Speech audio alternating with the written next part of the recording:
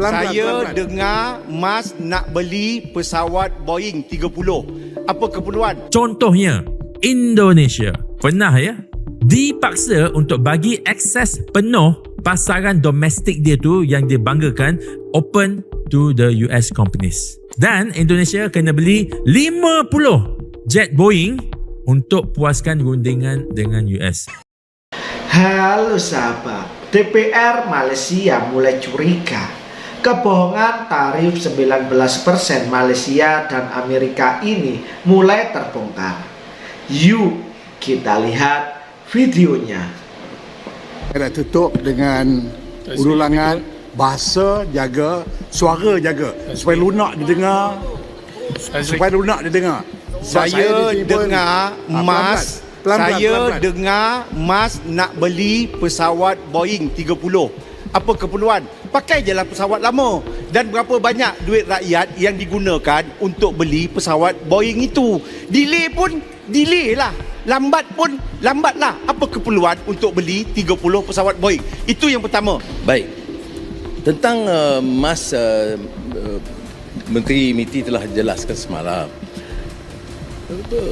Itu keputusan MAG. Dia ada dua pilihan. Yang pesawat ni kena beli, yes. Sebab mulai tahun 2024, kali pertama setelah rugi bertahun-tahun, baru dicatat keuntungan. Kerana pengurusan, dan kita tidak campur dari segi politik, pengurusan mesti telus dan cekap. Dan oleh itu, sejak tahun lalu dibuat pesanan yang besar. Itu dari Airbus, wide body. Oh, cool. Yang lain dari Boeing. Baik.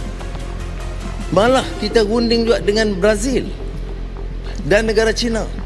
Negara China jawab, pesawat mereka itu, saya fikir untuk domestik boleh.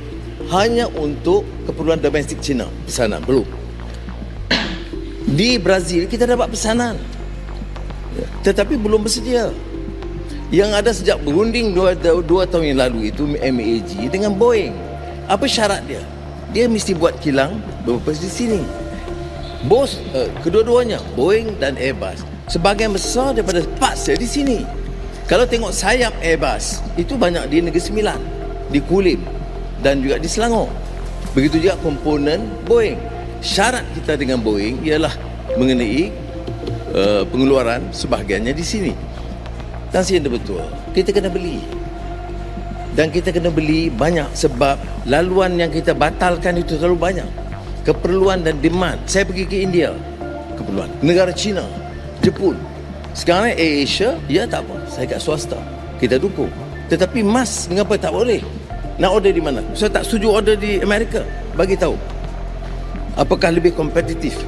Kita beli juga Airbus dari Airbus. Dan rundingan saya dengan Presiden Macron, perkara yang dibangkitkan, iaitu mas dan AirAsia akan beli pesawat yang lebih besar dari AirAsia. Jadi saya tak faham. Ya tak apalah, politik biasalah ya. Tetapi dia tak terikat. Kita hanya gunakan ini mengatakan kepada Amerika sebab trade itu in our favor. Jadi kita kena kurangkan defisit dia. Macam dengan Indonesia, in Indonesian favor. Jadi baru-baru ini saya bawa Premier Sarawak, bincang dengan Prabowo, bagi rundingan supaya boleh ekspor kita melalui Sarawak, terbedu dengan di sepadan Sarawak. Itu langkah kita ambil. Kita tak menyerah banyak hal. Dasar Bumi-Putera tak tukar, dasar halal tak tukar. Melainkan kita, tapi dasar halal ada, dasar halal. Saya ingat lagi, masa saya tinggal di Reston, mengajar di Georgetown, di Reston, Virginia, Imam Majid, penasihat utama dia Syekh Taha Jabir Al-Alwani duduk di situ. Penasihat kesihatan dia Profesor Harvard, saya tak ingat nama, Muslim, Professor of Health. Jadi saya kata Jakim, kalau hal-hal itu tak payah cek lah. Kalau Profesor Harvard dengan yang Muslim tu dan Syekh Taha sahkan dulu, pakai sah lah. Itu saja. Kita tidak. Tapi kalau di Texas ada jatuh kuasa halal yang kita tak pasti, itu Jakim mesti pantau. Itu kita tak tolak ansur. Jadi ada beberapa syarat yang dipersetujui oleh negara-negara lain yang kita tidak bersetuju. Tetapi kita masih dapat 19%. kita tidak setuju transitional betul. Banyak perkara yang dituntut. Ya. Tapi yang boleh umpamanya, yang dasar export yang boleh kita tolak ansur bukan saja kepada Amerika, kepada China, kepada semua negara. Jadi untuk kata kita mengalah, tidak. Malaysia ada di antara negara yang paling tegas mempertahankan beberapa peruntukan yang kita rasa sesuai dengan dasar negara kita. Umpamanya, yang paling penting, dasar Bumi Putera itu dianggap discriminatory. Dia tak boleh terima. Itu bertentangan dengan semangat perdagangan antarabangsa. Kita tak boleh. Malaysia mesti pertahankan. Dan akhirnya diterima. Tapi saya juga fikir, saya tak mau risiko kita dapat 25% atau 40%. Kerana kita ni negara dagang. Dan dengan Amerika tu tinggi dagangan kita. Kita boleh menang sorak kampung, tetapi negara rugi dan ratusan ribu rakyat terkesan. Oke sahabat, kemarin perang tarif dagang antara Indonesia, Malaysia dengan Amerika, nampaknya hal itu adalah kebenaran. Pasalnya dalam persidangan parlemen di Malaysia, kenyataan tersebut sedikit demi sedikit mulai terbongkar. Dan orang Malaysia bilang bahwa Malaysia tidak menggadaikan apa-apa dalam urusan perang dagang dengan Amerika Serikat. Sebaliknya yang dilakukan Indonesia kini harus menyiapkan jarinya untuk digigit habis. Maka tidak menutup kemungkinan banyak hal lain yang disembunyikan pemerintah Malaysia dalam menekan tarif perdagangan dengan Amerika ini. Dan semua itu jelas bukan sesuatu yang menguntungkan bagi Malaysia ini. Bahkan bisa sangat membahayakan bagi perekonomian negara tersebut. Lu nggak pernah tahu pejabat-pejabat di Malaysia setolol ini. Karena apa? Tidak diberitakan di media massa mereka, biar rakyatnya bodoh semua. Goblok memang. Terus lu bertanya ya, di sini banyak follower Benny orang Malaysia. Gue mau kasih keterangan jelas sama lu, harus objektif. Kenapa memang kalian dibodohi sama pemerintah kalian? Simple. Lu pasti bertanya, loh kan Indonesia juga belanja ke Amerika. Bedanya apa dengan Malaysia? Simple bro, simple. Karena ada perbedaan trade deficit. Kita bikin Pak Pok. Saya tawarin mereka, Pak Pok, saya bisa 17 miliar, 10 juta, 17 miliar kita akan beli dari Amerika. Kita bukan negara miskin, kita bisa beli 17 miliar dari Amerika. Ya. Ya, kita cuan 300 triliun, mereka minta kita belanja 300 triliun, pakpok. Anyway, kita memang belanja itu. Suka nggak suka, kita makan kacang kedelai, gandum, dan lain sebagainya, kita belanja dari Amerika Serikat. Kita nggak ada dirugikan Amerika Serikat, yang ada Amerika Serikat kena tipu sama kita. Nah, bedanya apa dengan Malaysia? Ini Malaysia ini bikin malu doang nih rakyat Asia Tenggara. Kenapa? Karena kalian tahu, trade deficit Indonesia dengan Amerika Serikat itu cuma 300 triliun. Kita belanja mereka 317 triliun, ya udahlah, pas. Tapi Malaysia sama Amerika trade defisitnya cuma 400 triliun. Lu bayangin, trade defisit cuma 400 triliun, tapi mereka wajib belanja Amerika Serikat hampir 4.000 triliun, guys. Ini kan kebodohan yang luar biasa ini. Tolol apa enggak? Tapi lu kan nggak tahu informasi ini. Lu taunya apa? Oh, Malaysia untung, Indonesia rugi. Oh, Indonesia digadaikan, Malaysia untung besar sama-sama 19% tanpa menjual negaranya. Hei, goblok! Malaysia bukan cuma menjual negaranya, dia jual harga dirinya semurah-murahnya. Dia paling hebat di Asia Tenggara. Karena trade deficit dia cuma 400 triliun, tapi dia harus belanja barang sampai 4.000 triliun. Otak lu di mana? Dan yang lebih menjijikan lagi, guys, memang Malaysia ini kena tipu besar-besaran nih. Dia udah merental, bahkan menggadaikan dirinya sebagai plat ke Donald Trump. Dia sudah menjilat habis Donald Trump. Apa yang dilakukan Donald Trump? Oke, bagus, lu kasih gua 4.000 triliun. Sekarang dia bukannya dikasih hati sama Donald Trump, tapi dia dipajakin, guys. Produk-produk hasil industri, pabrik-pabrik manufacturing semiconductor Malaysia, semua kalau diekspor ke Amerika Serikat bakal kena pajak 100%. Ini kan gila. Gila ini Malaysia ini kena tipu habis-habisan.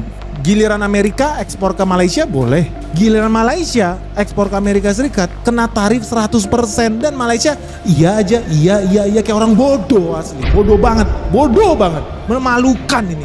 Dan ini tidak ada loh diberitakan di koran-koran Malaysia, nggak ada. Kenapa ini penting? Beda dengan Indonesia. Indonesia diuntungkan. Kita ada pabrik tekstil, pabrik alas kaki, sepatu, sendal, dan lain sebagainya. Kita memang ekspor ke Amerika. Dan kita beruntung karena kompetitor kita, Vietnam, Bangladesh, India, dan lain sebagainya, itu rate-nya lebih mahal daripada kita. Jadi produk-produk pabrik kita diuntungkan. Beda dengan Malaysia. Malaysia itu punya pabrik manufacturing, teknologi. Saat ini ekspor mereka itu lebih dari 12 billion dollar ke Amerika Serikat. In fact, Amerika Serikat itu memang impor besar-besaran teknologi semiconductor dari Malaysia. Karena data menunjukkan, di layar kaca tampilkan, ini adalah daftar negara-negara yang ekspor semiconductor ke Amerika Serikat. Jepang cuman sekitar 3 billion dollar, begitupun Cina. Vietnam sekitar 7 billion dollar. Taiwan sekitar 12 billion dollar. Tetapi Malaysia 13 billion dollar. Jadi dari sini teman-teman bisa tahu nyawa Malaysia, semiconductor mereka, klien terbesar mereka adalah Amerika Serikat. Sekarang pabrik-pabrik mereka harus siap tutup dan bangkrut. Kenapa? Lu harus lihat nih orang Malaysia, jangan mau dibodoh-bodoh ya sama menteri lu yang karena faktanya sebentar lagi akan makin banyak pabrik-pabrik di Malaysia, syarikat-syarikat di Malaysia, kilang-kilang di Malaysia yang bangkrut kena tarif 100%. Tapi lu nggak tahu, lu dibodohi sama pemerintah lu. Udah pemerintah lu capek jilat-jilat pantat Donald Trump, belanja barang 4.000 triliun padahal defisit cuma 400 triliun. Sekarang lu ditipu. Barang-barang lu kalau ekspor ke sana kena tarif 100%, kan bodoh. Ini bodoh banget, ini sangat memalukan. Yang herannya gue lihat ya sama kayak di Indonesia, influencer-influencer gak ada otak itu pada bertaburan di Malaysia bilang, wah kabar baik, Malaysia diselamatkan, Malaysia hebat, Indonesia bodoh. Faktanya kebalik, lu jual murah negara lu.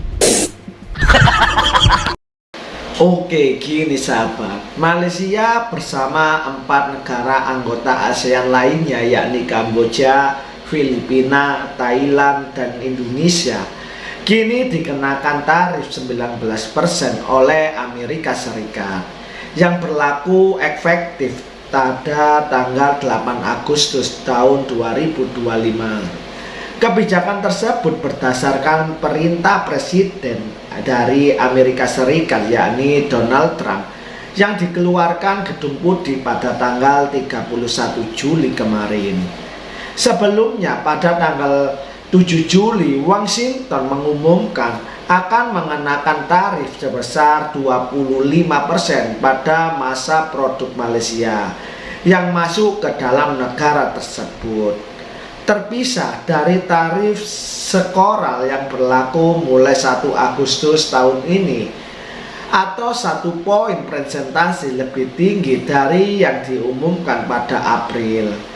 Sementara itu, Vietnam menghadapi tingkat yang sedikit lebih tinggi sebesar 20%, diikuti oleh Brunei Darussalam sekitar 25%. Mitra dagang utama dari Amerika Serikat yakni Singapura terus menerima tarif terendah di antara negara-negara ASEAN sebesar 10%. Atau tidak berubah sejak penerapan awalnya. Sebaliknya, Laos dan Myanmar menghadapi tarif tertinggi di kawasan Asia ini, dengan kedua negara dikenakan tarif sekitar 40%.